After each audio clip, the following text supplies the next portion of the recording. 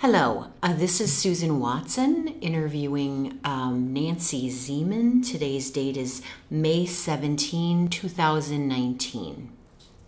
And we're interviewing at the Monona Public Library, Study Room B. So, Nancy, tell us when you were born. I was born in 1938 in Dane County, and my parents lived in Sun Prairie, Wisconsin. They were farmers. Okay. So, and what did that's what they did for an occupation. Who are some of the influential extended family members? It's pretty hard. I can't think. There wasn't anybody that stood out to you? Well, my father stood out to me. He was not only a farmer, he was in sales, and he was a man of. He represented the farm people. He held positions on school board and town board, and he was the real rock of our family, and there were 10 children. Wow, 10 children, that's wonderful. And I was the oldest. Oh, bird's eye view. What would you say is one of the formative personal experiences that you had being that oldest child? Well, probably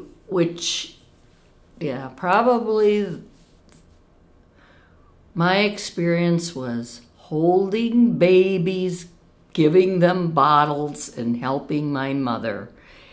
And you know what? I really didn't like it a whole lot.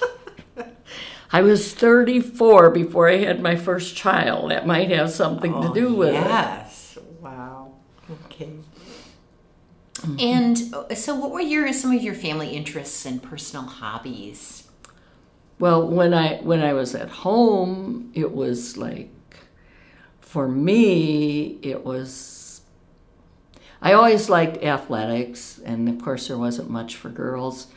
I was always like the fastest bike rider in the area, and of course we couldn't go swimming because we had no place in Sun Prairie, which is what I really love about Monona. One of the things, and I always liked cooking. That was, I'm sure, probably an asset to my mother, but I really enjoyed it. And I even did some sewing through 4-H and so on. It was never my number one, but at the time I was very proud of it. And basically, I guess I was just a worker when I think about it. Mm-hmm. Okay. Did you have any influential experiences in school? And I went to Sacred Hearts in Sun Prairie, and the nuns were really great. And I had one nun that was from Germany, and I had her like for 3 years. She'd teach one grade, and then she'd teach the next grade. And that's how I had her. And she was probably my introduction to, like, the violin she played. I never realized that she had an accent, although people always said she did. And she was just influential in education, too. Mm-hmm. Did you play an instrument? I did play the piano, which I enjoyed music more than listening than playing, but I did play the piano, and in high school I played the saxophone. Mm-hmm. Great. So then when did you come to Monona? And I came to Monona probably almost 50 years ago. My husband had a house, and he couldn't decide to sell it or what to do with it. And we got married, and we didn't move in right away, but later on, it was like we needed a place to go, and we moved in without a lot of thought. And as time went on, I realized that it was a lot more than just a place. Monona became a home. I liked my neighbors, I liked my area, at that time we had a grocery store. We had about 3 of them on Monona Drive, and it offered everything I wanted at the time. It was great. Yeah. So that house that you speak of, is that on Winnequa? The one? Right, 4406 Winnequa Road. It was built in 1936. It's a Sears home. It was shipped from Chicago to Madison and was built, and we're the third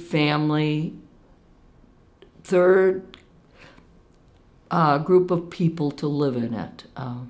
We're each of the 3 of us were the third family that was raised in that house. Mm-hmm. Wow. So your husband, Gene, had that house initially first? Right. Okay. Mm-hmm. Okay. Yeah. Okay. So how has the neighborhood changed? I have the fortune of living in your neighborhood. It's really interesting. When we moved in, Winnequa was the same street it is today, and there was the other end, which was really the nice end, and our end had all the little cottages. And we were across the street from the lake. We could see over all the houses. We could see the lake. And the houses were small. They were little cottages. People were living in the cottages, some of them in the summertime, and then they'd live on the other side of the lake in Madison in the wintertime or other times of the year, and they worked in Madison. And as far as the homes, it has changed. It has really changed. Now, on the other side, on the lake side, the houses are 2- and 3-story houses, and they're really wonderful, big houses. And our side has pretty much stayed the same, pretty much. And it's a great place. It's a great place, but only in the wintertime can you see across some of the houses to see the lake. But it's still a wonderful, wonderful place. The roads have improved immensely. It's a great place to live. Mm-hmm. Great. What does your family enjoy doing together? Well, we just really like being together, but we can do anything. We always vacation. We don't always vacation together, but we try to at least once a year or more often. My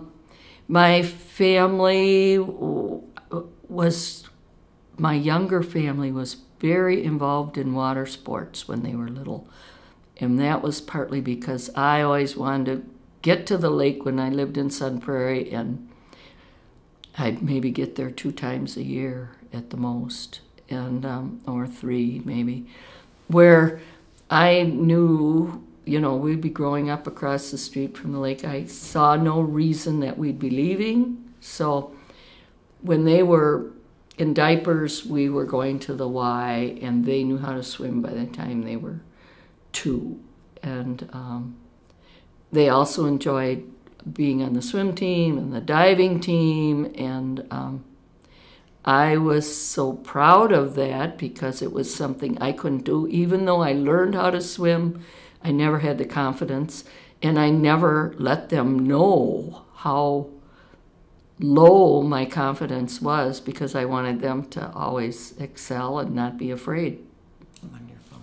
That's one thing we did. There are others I can't think of right now, but that was a major one for me.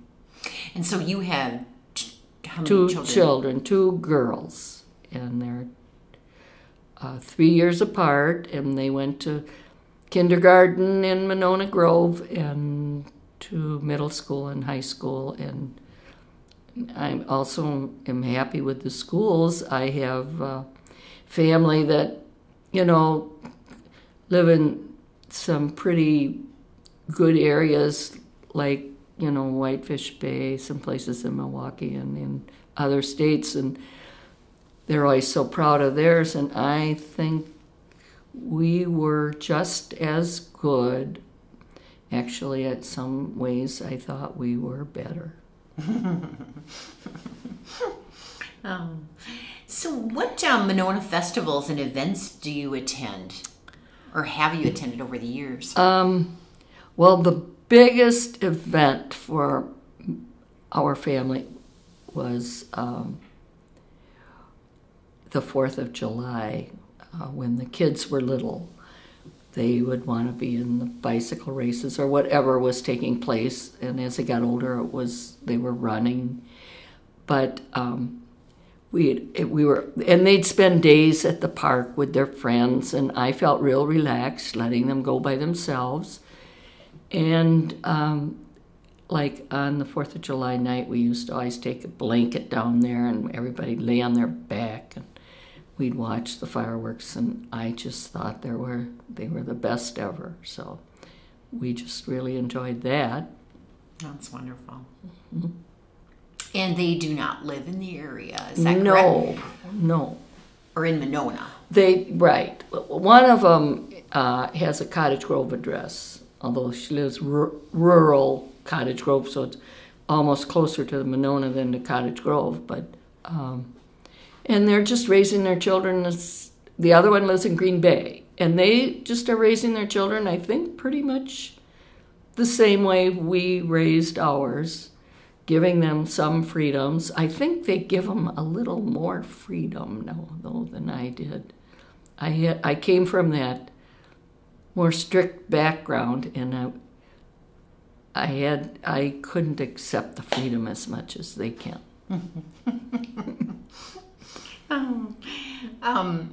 Now, were you a stay-at-home mom? No, I was a working mom. That's another thing. Monona has a lot of, I think almost everybody works.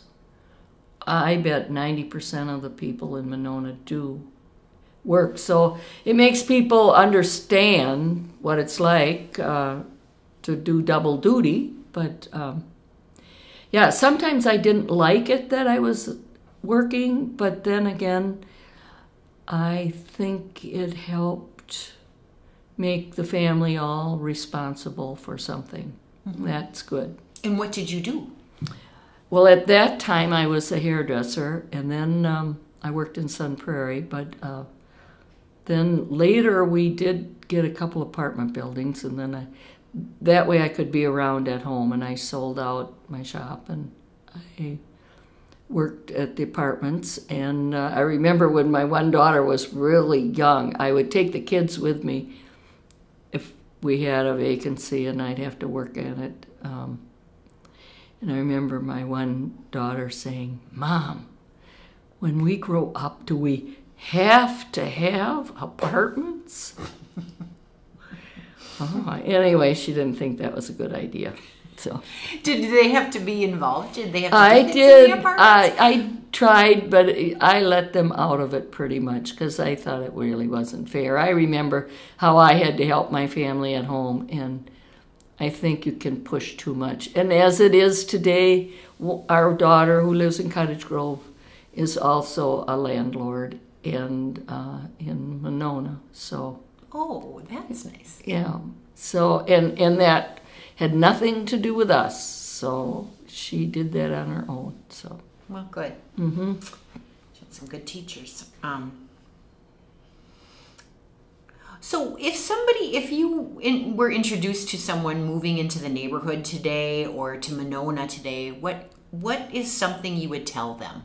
Well, if you have children, it's a great place to be. I think, I just think there's so many parks and,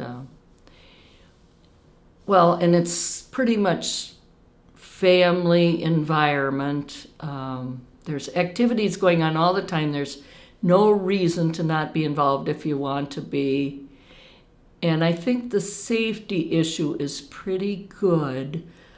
For example, until recently, we really didn't even lock our doors.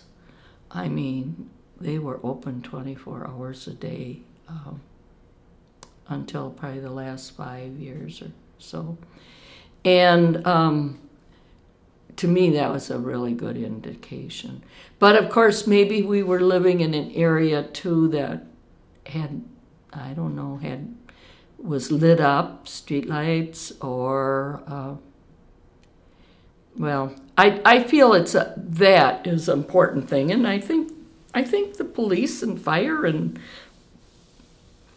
the ambulance service, everything in Monona is pretty close to where you are. I think you have far more advantages as far as getting response than you do in a larger area. And I think with the schools, you can communicate. If you have a problem, you can communicate. So that part's really good. And if you're an older folks, we have a absolutely wonderful senior center. Oh, do you participate in the senior center? And I do, and I really do enjoy it. And in fact, last week I hadn't played bridge for over 30 years, and I called up, and they said, "Come on in." I thought for sure they wouldn't want me. And no, it's just, and I didn't know a person there, except there was a substitute, and I knew that person. And it was just, everyone was so nice. And before I left, they all were saying, "Now you are signing up for next week." So I think it's a real welcoming. That's just one thing that I had never thought I would do. And if you're interested in exercise, which is so important, keeping your body going as you age, we have loads of that. I mean, I don't get involved in all of it, but I do some, just from regular exercise to Tai Chi and I can't think of the name of the one right now. Yoga. Zumba.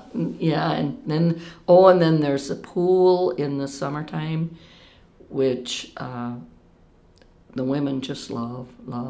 And I remember as a grandma not too long ago being at a swim meet of one of my grandchildren, and there was a man there. I don't know who he was, but he was talking to the team, one of the participants parent from the team that they were swimming against, and he was saying, "Yes, Monona has all this tennis courts, skateboard courts."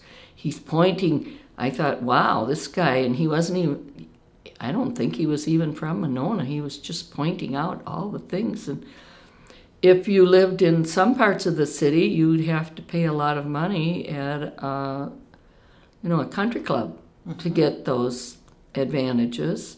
You might have a little more advantage in a country club. It might be more extended activities that we don't have here, but certainly have availability, and people can use all the different places at the park. There's the shelters they can use.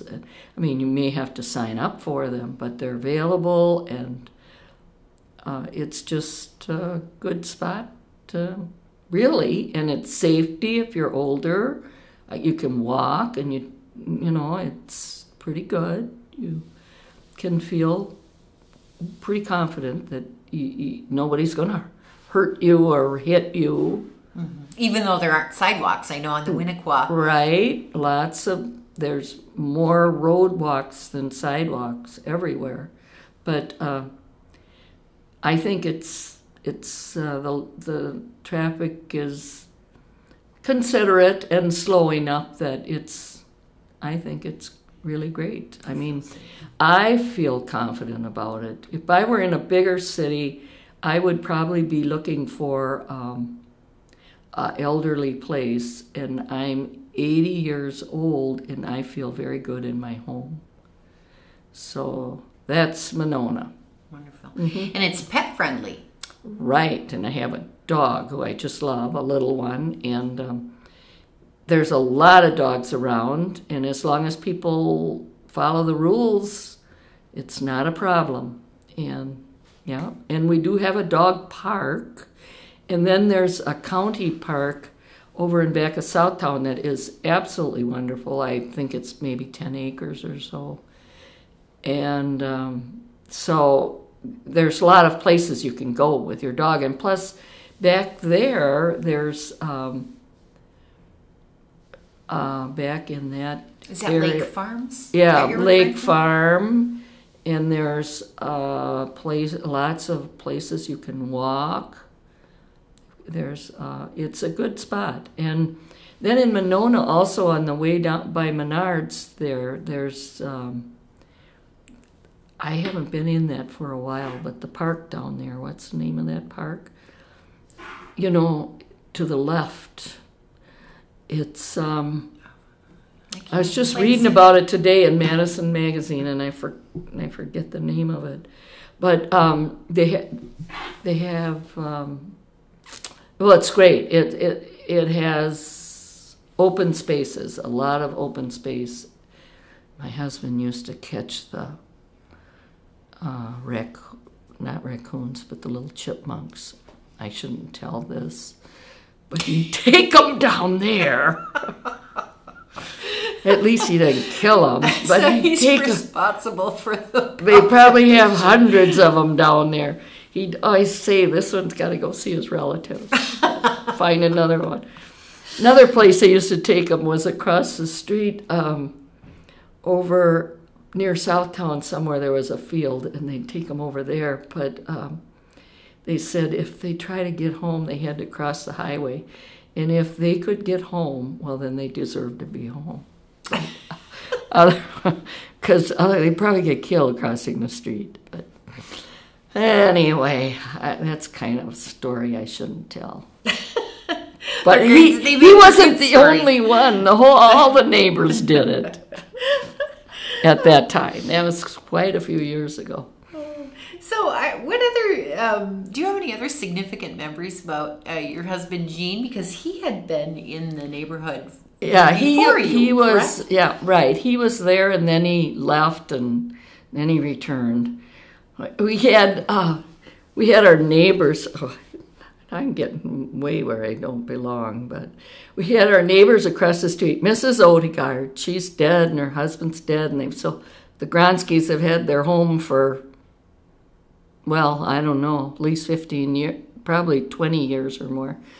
But we were there when she was there, and she was like a watchdog. She'd watch across the street. It was a one-story house, and her husband was dead, and she'd look in the chair at the TV or at our driveway, and she liked our driveway better than the TV most of the time. And, yeah. You kept her entertained? Yeah, she always knew when my girls were trying to drive and they didn't have a license. And she'd ask me if they had a driver's license. She'd never tattle. And Monona was much smaller then, you know. Not smaller in... It really wasn't smaller. It was the same. It's just that we didn't have so many automobiles and we didn't have that many... It was about the same in population, I think. Yeah. She was... they had lived over there, and she knew what was going on at my house more than I did. Yeah. Was that a good thing? Well, I don't know. You worked? Yeah, one time when I came home from work, oh my goodness, we had these sky windows put in the two bedrooms up there so that we could get more air. And I come home, and my oldest daughter, who liked to climb trees, was on the roof, and not only by herself, but with about 5 or 6 other kids. And as we came up the driveway, I thought all I could see was lawsuits. Oh my goodness, I was really upset about that one. But so Mrs. Odegaard always knew about those things, so it was never a surprise to her. Anyway, we had a nice bunch of neighbors here, and we've watched them turn over.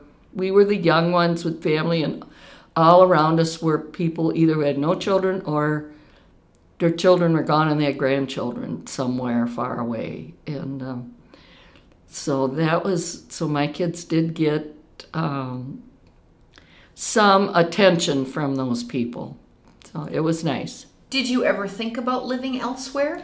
Well, at one point we remodeled our house and we needed more space, and we said, gee, we would not leave the school system, but we could go to Cottage Grove. There wasn't really any land available in Monona.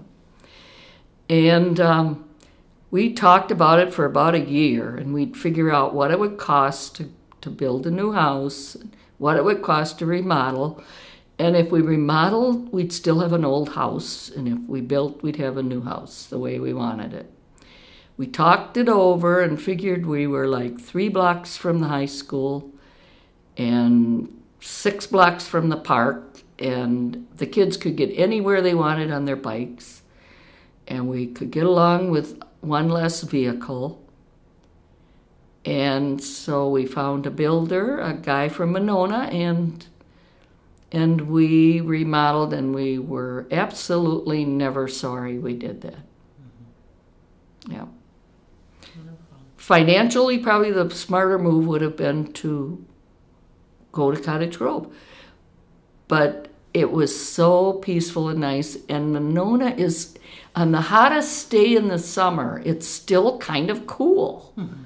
Because of the lake. You can come from uptown and you can be sweating like crazy, and you can drive down your road to Monona, and it might not be much, but 2 or 3 degrees makes a difference. Yes, it does. Yes, it does.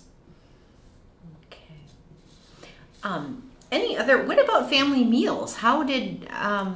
What kinds of things did you prepare? Who made the meals when you worked? Usually I planned and made everything, usually. And I sort of spoiled my family because when I was a kid at home, there were 3 girls, the oldest ones in the family, and we did probably close to 100% of the family cooking. So, and I think we didn't like it, and I didn't want my family to miss out on certain things because they had to do that. So I spoiled them in that area. I'm kind of sorry I did, but then again, it took them just a few more years to catch on. They got married, and thank God they had some good friends, or their friends had some good mothers, or where they worked, they had some good co-workers, and they learned to cook that way, I guess. They didn't really learn much from me, except they learned they could, fry a hamburger or fry an egg, or, make an omelet, or not an omelet, but we went through the, not the pancake, but what's the skinny ones that you make? Crepes that you roll up, and I had a wonderful crepe recipe I haven't used for just years and years. I should teach my grandchildren. It was about 3 ingredients, and I let them do it, and they even did it when I wasn't home. And their friends all were making crepes. Everybody made crepes because my kids knew how, and it was healthy for them because they're mostly eggs. And but they did not cook but now they love it. And we always had huge holidays. We always had way more than we needed on holidays, and they loved it. And one thing I must say, for Christmas, I used to try to plan to go away, out of town, even out of the country if I could figure it out financially. But, and that was, my kids got used to it at an early age, and nobody does this, but I didn't buy them anything for Christmas. And people would say, you're not buying anything. Maybe one thing. And they didn't even know it after a while, because we were so excited about either going to, going to Hawaii, or going to somewhere in the not the Bahamas, but in the Caribbean. And we went to Belize. We went some places, and we'd plan year after year. And we didn't go every year, but quite often. And I always felt, one year we camped in the Virgin Islands, I remember.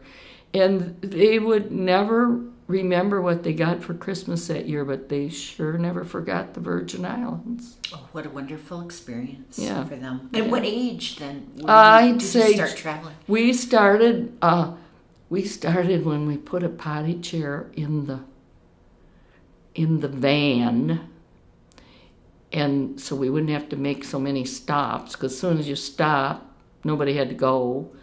As soon as you started, then they had to go. So anyway, I'd say they were almost preschoolers, about 3 to 4, and then we started. But we lived in a good time too, you know. Financially, we couldn't do that today, and they can't do that like we did. They can do some of it, but we could go to. I went to Disneyland, I think every 3rd year or maybe every other year. They would run in there and expect to find what they left behind the last time they were there. Like, there was this one machine that cost $0.25 to use, and it made a mistake and gave them back quarters, and they just kept using and reusing. We didn't know about it, and they were hanging around this machine. So we finally checked on them, and here they were, reusing these quarters over and over and spending so much time there. They had a good time, but we didn't know where today that's not available, or if it is, it costs many dollars rather than quarters, and just to stay overnight was so much less. So do your children have the same love of travel? Yeah, they Adventure? do. Yes, they do. My one daughter has just started. Well, we did get a cottage, and then that cut back on it. Then everybody wanted to go fishing instead. But my one daughter now her boys are in grade school, and they're learning things, and so they pick out. This year they're going to cover parks, and they pick out the states they want to go to, and they spend a couple weeks or at least a week to 10 days on the road, and that's good. I'm happy about that. And so that they're doing. And yes, and my one daughter with her 2 children, yes, she made a pact every other year. They take a nice driving trip, and they have gone from all up the coast of California, and they've driven to New York, and they pick a different area, and they go every 2 to 3 years, and 3 years maybe, and spend quite a bit of time, and they love it. Yeah. Mm-hmm. That's great. So, and also the fishing that they did, you would have fish fries. Yeah, they love. Well, and that's something I got to talk about. Gene. Yeah. He would take. This is when the houses were little. And we have a little park down by us that nobody paid any attention to, at one kind of across the street from you.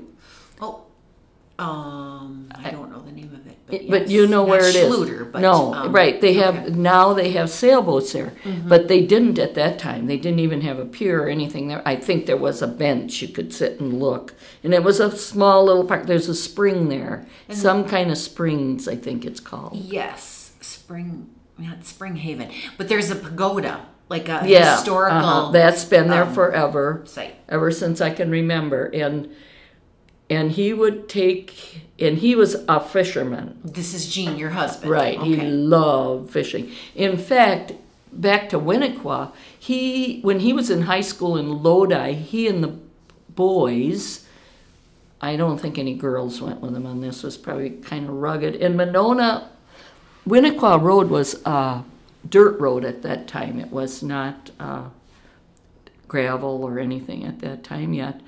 And they would bring an old boat, or a boat from Lodi to Madison, and they would pull it between a couple of houses, which wasn't houses, which was cottages, and probably no one was around. And they found their little spots. And I don't know if they even had a motor on the boat. They probably did, but I don't know. And they would fish. They loved it. And so that's how he ended up. I think he told me he owned 3 different homes in Monona, all at different times. He bought a little one, then he sold it, and bought a bigger one, and he sold it. And we never bought a really big one, but we always had enough space. And he liked Monona, and that's how we got there. But so then he was a fisherman, a born fisherman from up by Lake Wisconsin, and he would fish there too. And so we're living across the street from the lake, and he'd take his bike and he'd go down. It's Spring Haven. That's what it's called. Spring Haven, yep. Yeah. He'd take his bike down there and his fly rods, and he'd wear those boots, waders, and he'd go step out in the water. He had a couple of rocks out there that he always stood on, and that way he could be up a little higher, and he could throw his fly rod. And if he didn't come home in 10 minutes, well, we figured the fish weren't biting, because he wasn't going to spend his time down there just for fun. I mean, he liked to get fish. And so sometimes he'd come home with 50 fish, 50 bluegills. Whoa, out of Monona. Monona. Out of Monona. And he and I'd go in the basement. He had a little turner thing that you could skin them, and he'd cut them and clean them, and they'd have skins on them, and I'd skin them, and, well, we'd keep them until we had like 100 or more fillets, and then we'd have for our family and for neighbors. And I mean, he was really good one at frying fish. He was very good at it. If our relatives were there, they always thought it was good because we'd have fresh fish. We wouldn't ever freeze them. We'd eat them if we didn't have them tonight, they would be within the next 3 or 4 days. So that he would do in that Spring Haven area. He really got a lot of fish down there. And if the kids needed to see him for something, where's Dad? And we'd say he's fishing, and they'd go down there, and if his bike was there, he was there. I mean, that's like a block or less from our house, so it was very convenient for him. Yeah. When did he stop fishing there? Because I don't remember. You don't fishing. ever remember him doing it. No. Well, we bought our cottage probably 25 years ago. Okay. And when we bought our cottage, that's where he wanted to be. And he couldn't wait till he could retire, and he was very lucky. He was able to retire at, I think, 58 or 59, and he lived to be 83, and we owned the cottage, I think, less than 1 year after he retired. We bought it the first year. So he spent a lot of time, and his cottage was just a little tiny fishing log cabin. In fact, I didn't even go with him most of the time. He took the dog. He had a dog named Jake, who he loved. And Jake, I always said they were connected at the umbilical cord because they were just best buddies. And Jake went with him anywhere, in boats or just anything. Whatever he did, Jake would go with him. And so that's when he stopped fishing at Lake Monona, because he had his own place and he couldn't wait to get there. Mm-hmm. So that's where he went. So he spent most of his retirement there. Right. In fact, our traveling came to an end when I'm so glad we got in what we did in the beginning, because it really did come to an end because he just thought, years ago when we were traveling, we used to go to Canada fishing. He had a buddy that owned a tiny island, and there was nothing on it except his cottage and an outdoor toilet. And the cottage was not even complete. It did have windows in it, but it was really a roughed-in piece of wood. And we'd take our kids. We had to take in water. We'd take 2-3 boats. We'd pull. We took in extra motors in case you had problems. It was like 20 miles out. And so you had to really be a navigator. In fact, my husband was, they say back in his family history, there's some Indian. I don't know. But my kids used to say, it's so good our dad is part Indian. Because he can always tell what the weather's going to be, or they get some idea. He'd say when the leaves turn over, it's going to rain, or when some leaf gets the size of a rabbit, or the size of a rabbit's ear, I forget, that's another indication of spring. Something else was going to happen. So anyway, we would go up there and he'd navigate through those waters. And if I had to do it, we went in as far as 20 miles by water. I know, there was only fly-ins. That's all people did. Fly in. They had cottages and they flew in. And not the Zemans. No. Or any of the people that stayed at this one. This was a friend of his from uptown in Madison, and it was a family thing, and they had it. And he used to pay the taxes, Gene would, for us using it. And the taxes, I think, were under $100. In Canada, I don't know if they still do it, you would sign a 99-year lease. And then you could have, but there was restrictions. You had to build a structure on the island. And the island belonged to the Canadian government, but you maintained it for 99 years, or your family, or whoever you turned the lease over to. Huh, interesting. Yeah, so we'd go up there, and one side of the island they call Leech Bay. That's where they took their baths. Oh, goodness. It was a lot. Yeah, and we had to carry in water.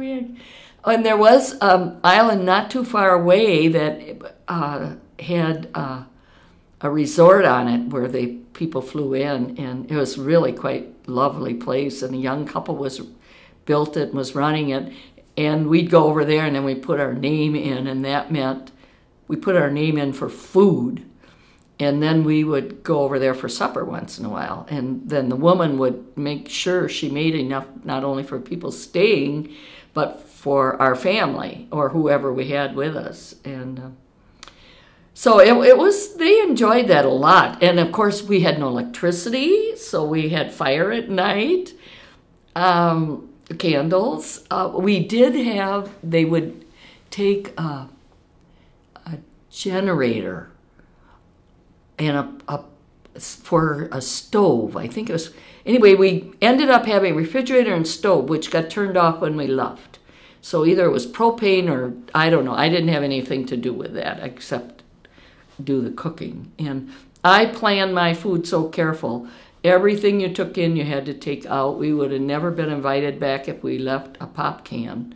So we had to really, they had squash the cans and put them in bags. And we planned each meal and our food. We ate it, and we ate it all, or we'd get low, and I'd say, the fishermen better get fishing. We need some more food here. And we'd go for about a week, and as soon as it started getting dark, we had card games, and I can't remember, but we would play different. I'd take along a couple, 2-3 games. Kids just had a lot of fun. Cousins, everybody wanted to go there. Yeah, it was a good time. That's fun. Mm-hmm. That's really fun.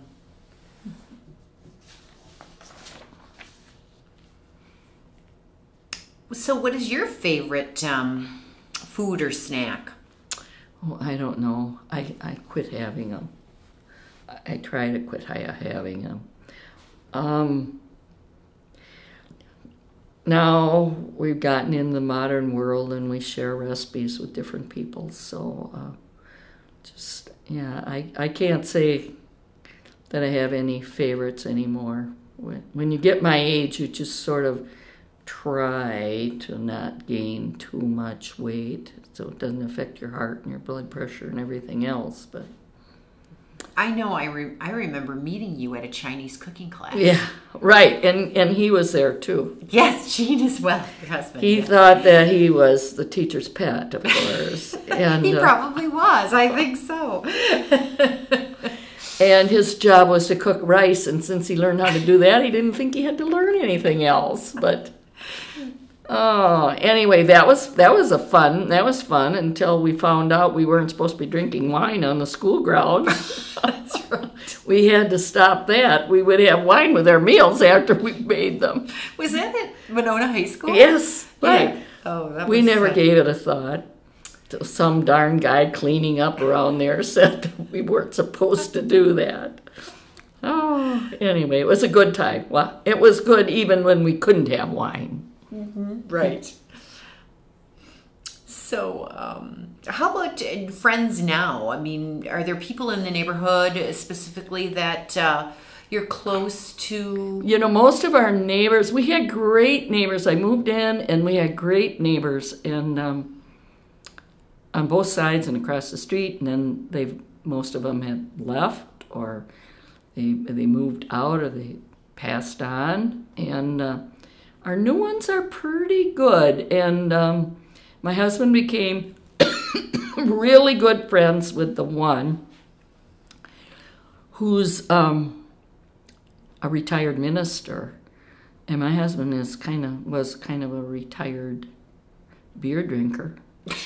So it was quite a combination. Sounds like a connection.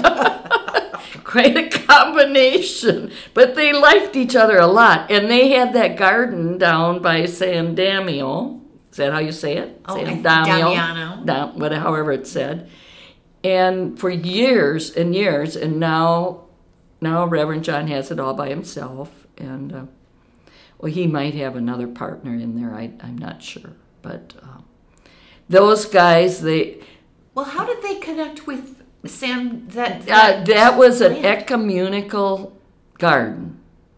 And John, being a retired minister, is the one who made friends with the priests who were living there. It was St. Norbert's owned it, and they're in Green Bay. And that was left to St. Norbert's in an estate from... I want to say Ellis Chalmers, but I might be right. Yeah, it's Ellis Chalmers because it's Frank Ellis School. The Frank Ellis left a lot of things around town to either Monona, Madison, the church, and so on. And that is it. And I think they had it that I don't know. But anyway, that's how the Norbertine fathers from Green Bay were living there and responsible, and they let the retired priests live there. And I don't know now what the situation is. The Norbertine fathers still have it. They have not sold it. They would like to sell it. I guess it's 12 acres of land. It's the biggest waterfront land on Lake Monona that is still in its natural state. And it's very costly, so... And they maybe aren't trying to sell it that hard, I don't know. Because they don't have to pay taxes on it, I think. No, they don't have... But the thing is, there are times that they feel they could use the money, I think. And they probably have other assets, other places, and if they sold some of them, then it's not a pressure on this one. But I do know that it can be bought for the right price, which I'm sure is humongous. But Pastor John continues to garden there. Right. He's on a, like if you say to him, are you going to be able to do it next year? He won't know. But now this year he hasn't started yet. And I think he might be under the agreement that if he has to go, even if it's the middle of his gardening season, he would leave it. Mm-hmm. I mean, I think that has to be there. But in the meantime, and it's been a wonderful garden. Like my husband brought blackberries from my mother's farm and planted them, and he And I know John planted asparagus. There are certain things that continue there. There's rhubarb going, certain things that come up, and then of course they would give each other so much space, and they would plant. And I know John takes a ton of stuff to the food pantry. Oh, wonderful. And I know, wondered about that. Yeah, for sure. yeah, and a lot of people do get a benefit from it, but it's not a open free garden. They get very upset when they see people down there picking their tomatoes, and someone that they had not invited in that just decided, oh, they look good, I think I'll help myself. Because they buy their tomato plants, plant them, fertilize them, take care of the soil. And they love to give these things as treasures to other people. And neither one of them, I mean, when my husband was there, we didn't do a lot with, personally in our house, we didn't do a lot with it. They got the joy out of growing the zucchinis and giving them away, and having pumpkin patch. My husband, I think it was my husband, maybe it was John, had a pumpkin patch. They planned their garden together, and they would try to each raise something different than the other one. They would raise things that they felt they had success with. So that, would you say that was Pastor John was the closest to you in the neighborhood? Certainly, yes. He was, right. He was. Yeah, he was, and he's a great guy. But we have some everybody down the road. Yeah, at one time in 2018, this is 18? This is 19. 19, yeah, okay. In 2018, when my husband was really not in good health at all, and he was on oxygen and having a bad time, and he lost his oxygen, and I was like 6 in the morning, 5:30. Oh, and I couldn't find my phone to call 911, and I couldn't figure out the machine, and I was like a nervous wreck. And I just run over and banged on John's door. I knew he was sleeping. I hollered and hollered, banged on the next door, hollered and hollered, went down the road, Pat Howell, banged on her door, banged on the next one, and I thought, I don't know how long because I was new to this, I didn't know how long he could go without oxygen. So I was getting scared. I was about to go across the street, and people started coming out like rabbits out of the hole, in their pajamas, and we had the whole neighborhood at our house. And and I'd holler, I can't find my phone. Somebody called 911. Please, I can't find my phone. And I couldn't find my husband's phone. I couldn't find mine. They were right there, but I just was so upset I couldn't find them. By the time I got back home, I had several neighbors in their pajamas at my house, and I had 3 ambulances. Oh, yeah. Because some called Madison and some called, and I didn't even know it. They just went and called them. So that was a good feeling. And he didn't have to go to the hospital. And here John was holding him from falling down the stairs in the basement. And it was I was still in my pajamas. I remember John said to me, they were taking him in the ambulance to the hospital. He comes and he goes, Nancy, maybe you should get dressed before you go to the hospital. And I hadn't even thought about that. I was in my pajamas. But anyway, that was our neighborhood, and that is a good feeling in Monona. Yes, that's wonderful. Mm-hmm. Well, thank you so much for participating.